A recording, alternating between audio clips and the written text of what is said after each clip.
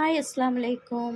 F by Sumi ചാനലിലേക്ക് എല്ലാവർക്കും സ്വാഗതം. ഞാൻ ഇന്ന് വന്നിട്ടുള്ളത് ഒരു വെറൈറ്റി അടിപൊളി ടേസ്റ്റുള്ള ഒരു ഗ്രീൻ പീസ് കറി ആയിട്ട് നമ്മുടെ ഇർഫാന ഷംസീറിലെ യൂട്യൂബ് ചാനലിൽ അവരുണ്ടാക്കിയൊരു ഗ്രീൻ പീസ് കറിയാണ് ഞാൻ ഉണ്ടാക്കിയിരിക്കുന്നത്. അപ്പോൾ ഗ്രീൻ പീസ് എടുക്കുക, പിന്നെ ആവശ്യത്തിനുള്ള കുറച്ച് വെളുത്തുള്ളി, പച്ചമുളക്, 1/4 ടീസ്പൂൺ മഞ്ഞൾപ്പൊടി, ഉപ്പ്, ആവശ്യത്തിനുള്ള വെള്ളം ഒഴിക്കുക. ഉള്ളിയോ ഇഞ്ചിയോ തക്കാളി ഒന്നും ഇതിലേക്ക് കൂട്ടുന്നില്ല. ഈ 3 സാധനങ്ങളാണ് ഇതിലേക്ക് കൂട്ടുന്നത് കേട്ടോ.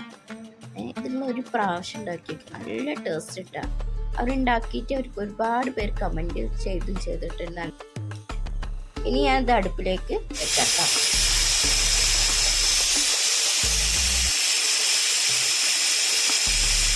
5-6 വിസിൽ വന്നതിന് ശേഷം ഞാൻ തുറന്നപ്പോൾ നല്ല വെന്ത് വന്നിട്ടുണ്ട്. ഇതിലേക്ക് നമുക്ക് വേണ്ടത് തേങ്ങാപ്പാൽ ഇട്ടാം. ഒരു അരമുറി തേങ്ങയുടെ പാൽ ഞാൻ ഇതിലേക്ക് ഒഴിച്ചെടുത്തിട്ടുണ്ട്. അത് ഒഴിച്ചെടുത്തിട്ട് ഒന്നുകൊണ്ട് തിളപ്പിച്ചെടുക്കാം കേട്ടോ. ഉപ്പുണ്ടോയെന്നൊക്കെ നോക്കുക, ഉപ്പില്ലെങ്കിൽ ഉപ്പിട്ട് കൊടുക്കുക. നല്ല ടേസ്റ്റ് ഉണ്ട്. അത് പത്തിരിയുടെ കൂടെ ആയിട്ടാണ് കഴിച്ചത്. അപ്പോൾ ഇത് തള വന്നിട്ടുണ്ട്. നമുക്ക് നിന്ന് ഗ്യാസ് ഓഫ് ചെയ്യാം കേട്ടോ.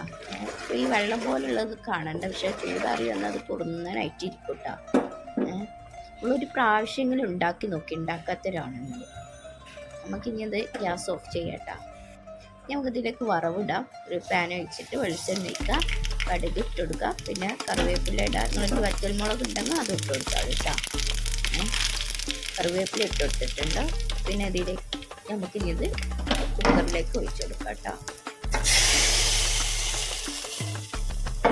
ഈസി സിമ്പിളായിട്ടുള്ള ഗ്രീൻ പീസ് കറി ഇവിടെ റെഡി ആയിട്ടുണ്ട്.